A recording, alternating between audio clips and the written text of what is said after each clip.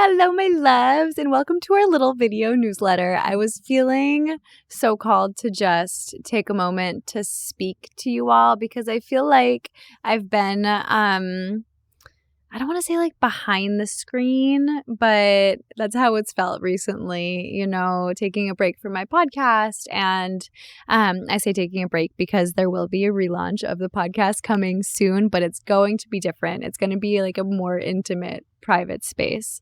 But taking a break from my podcast, I feel like there's so much of my voice that I've been suppressing in one way or another because I realize how healing this podcast and sharing in this way was for me in particular.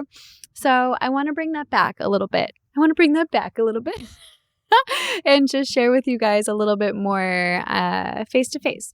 So, hi, I'm so happy to be here. Yay. Let's just take a quick breath into the lower belly. You can put a hand on your belly and just take a deep breath in through your nose. Exhale, release through your mouth. One more deep breath in. Exhale, release. Beautiful. I hope you all have had a wonderful start of 2024 and that it's been feeling magical and powerful and wonderful and transformative already. I know that my year so far has been beautiful and simultaneously intense. Like, okay, we're already moving through it. It's February. We're already moving through it. So wherever it is that you are, I just want to remind you once again, over and over and over again, that you are perfect, that you are doing everything right, that there is never a wrong decision that you could make. There is never a wrong path. There is never a good reason to be mean to yourself. And I share that with you today, especially because I just come out of a breathwork session. I came to you from a breathwork session. And one of the things that came up was the voice inside of me that has a tendency to be mean. My inner bully is still alive and she's still well and she's still present and she still shows up and she still hurts me and breaks my heart. And it's not like you just go along this healing journey and you get to a place where that voice ever goes away. You get to a place and a point where that voice gets quieter. And there will always be seasons of life where different parts of us are more activated. And there's this idea or this understanding of unconditional love that I have always felt super connected to in my life and my practices and what it is that I share with the world. And that's the understanding that we are deserving and worthy of love no matter how it is that we show up in the world, no matter what it is that we're doing, no matter zero condition, ninguna condición. And I feel recently there's been a lot of self-judgment within me where I'm like, okay, yeah, so I do embody this idea of unconditional love. I still feel super connected to that. I still know that that's what I'm meant to do. That's what I'm meant to share. That's what I'm meant to be. That's what I'm meant to live. And also, I haven't been treating myself in that way. I've been treating myself as if there is a right way, as if there is a wrong way, as if that I need to show up in a certain way in order to be deserving of the love that I know exists within me and that I give to others. And that I'm meant to give to myself. And I've been really hard on myself. And it's interesting to observe along this healing journey how, there have been seasons of my life where I've been the softest, most gentle, most loving person with me. And other seasons where I haven't. And that's okay too. And in this breathwork session today, I really just took a moment to come back to the identification with the judgment or with the judge, with the part of me that is the judge, and feeling into that and being like, wow, Allie, you've really been naming, identifying, feeling that super strongly And that's not who you really are. That's not who you're meant to be. That's not what exists inside of you. That's not your soul self. And it's okay to have these parts of us exist inside. And it's okay that sometimes they're going to take up more space. And it's okay to feel sad about that. And it's okay to have these feelings that are presented by new parts of us being provoked in different parts of our journey. That doesn't mean we're doing anything wrong. That doesn't mean we've ever done anything wrong. I wrote something the other day, and the way that it came through was there's no such thing as self-sabotage. And that was a channeled writing. And I thought it was so interesting that Source, Spirit, the universe shared with me that there's no such thing as self-sabotage, because what are we taught in the healing world or in the wellness world? Is taught like, don't self-sabotage, do everything but self-sabotage. And you know what?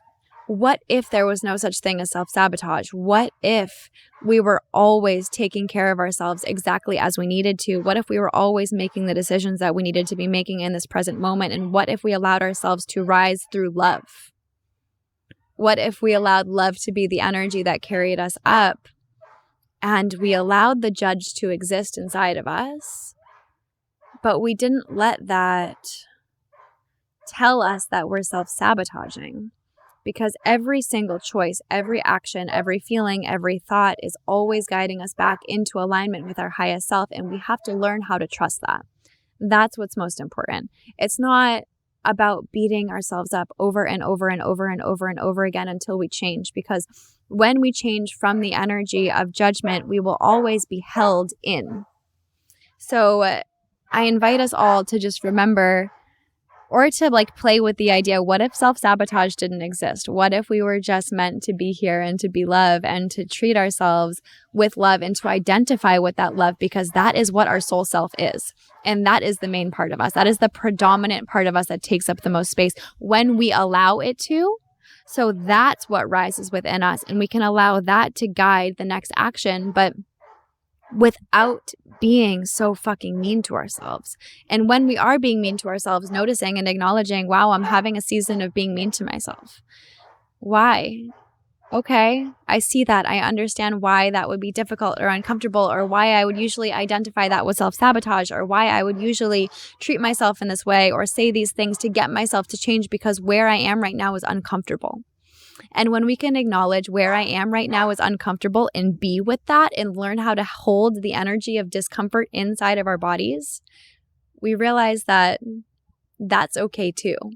It's okay to be exactly where we are, because the only thing that exists inside of us when we truly tap into who we are inside is love, is divinity, is magic, is transformation. And that's what we have to hold on to and have faith in, because we are deserving of that experience. So that's where I come at you today. And I'm sure you can see in my energy and in my face, there's a softness that I bring to the subject because it's embodied. I literally just had the experience on the couch right there.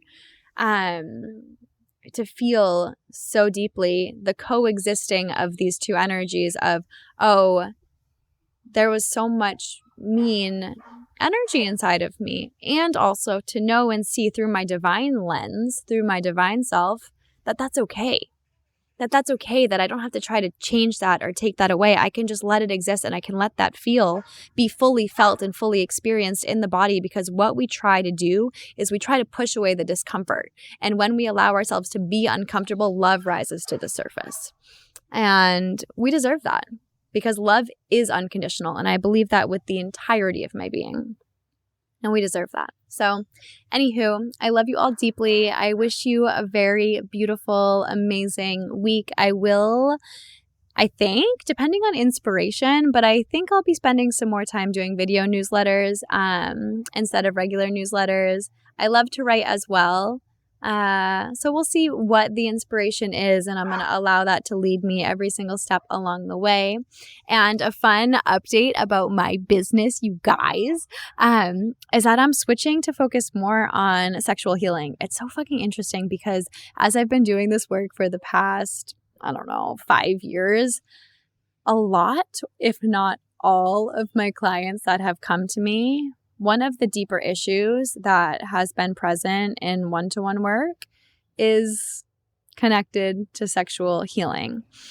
And something I've realized first is that I've done energy healing on over 300 people. I was counting and doing the math a couple days ago, and as I was updating my website, and I was like, there's no way. But yes, oh, it's so amazing. I'm so blessed for all the souls that have opened to me and have shared themselves with me. Thank you so much.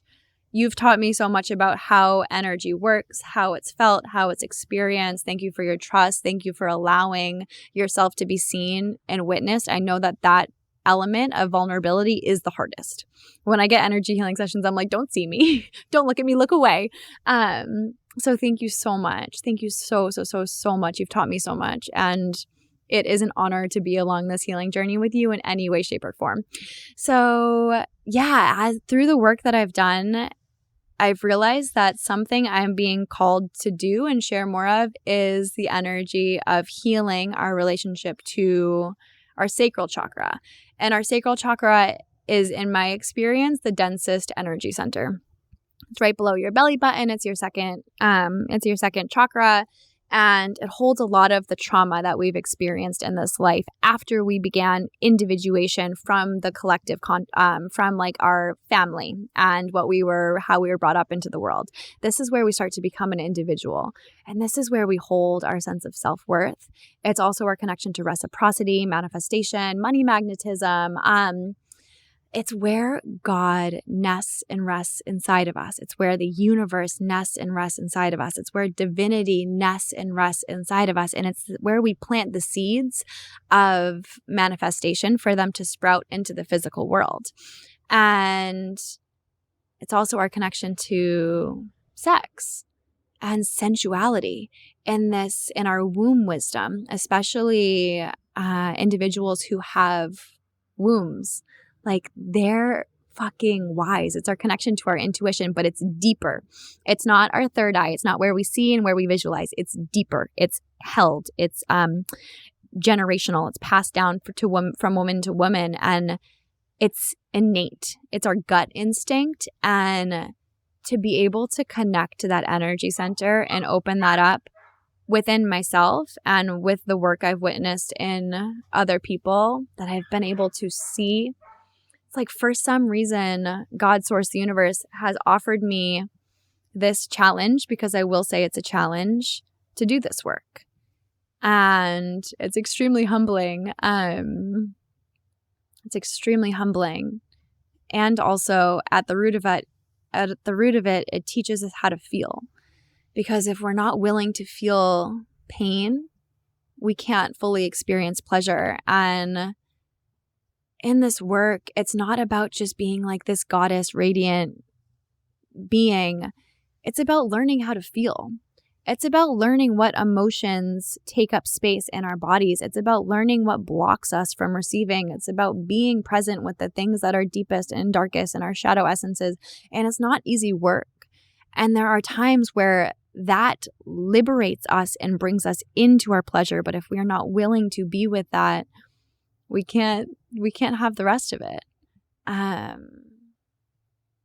Yeah, and I feel so strongly that this is the next layer and the next level of work that we'll be doing, like me personally, individually, but also collectively, because there's an energy right now in the collective consciousness that I've felt intuitively where women are being asked to step into their power in a new way.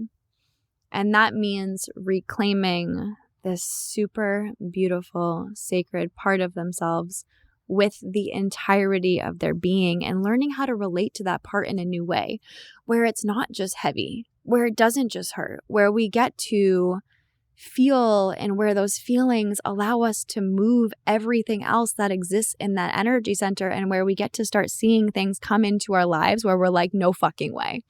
No fucking way. This work is the work of miracles. I will say personally. So anywho, it's really, really, really exciting. And I have a new program coming up, and it's called Sexual Healing. And we'll see who comes into the program. Everyone is welcome. And it's a safe space where we are going to really dive in to healing our sacral chakras. It's going to be a mix of different types of embodied practices, breath work, energy healing, live coaching sessions, somatics. Somatics are so important when it comes to this, and also more intimate group connection, because when we're working with this energy, it has to be done in reverence. It has to be done in love. It has to be done in slowness and gentleness and holding it for all that it is, because it opens things up inside of us and we need to be held fully. So I'm excited. I'm also extremely humbled to be doing this work, because holding a space like this is not something I take lightly at all.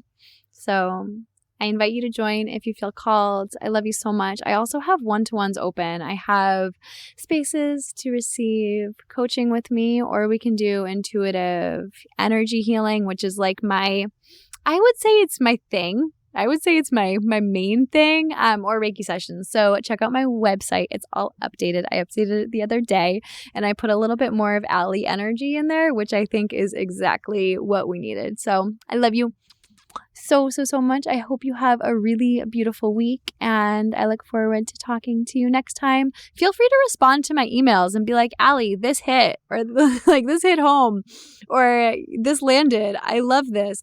Or I don't know if I necessarily agree with this, or this makes me nervous. Tell me more about this. Come in, slide into the emails. I love you guys so much. Bye.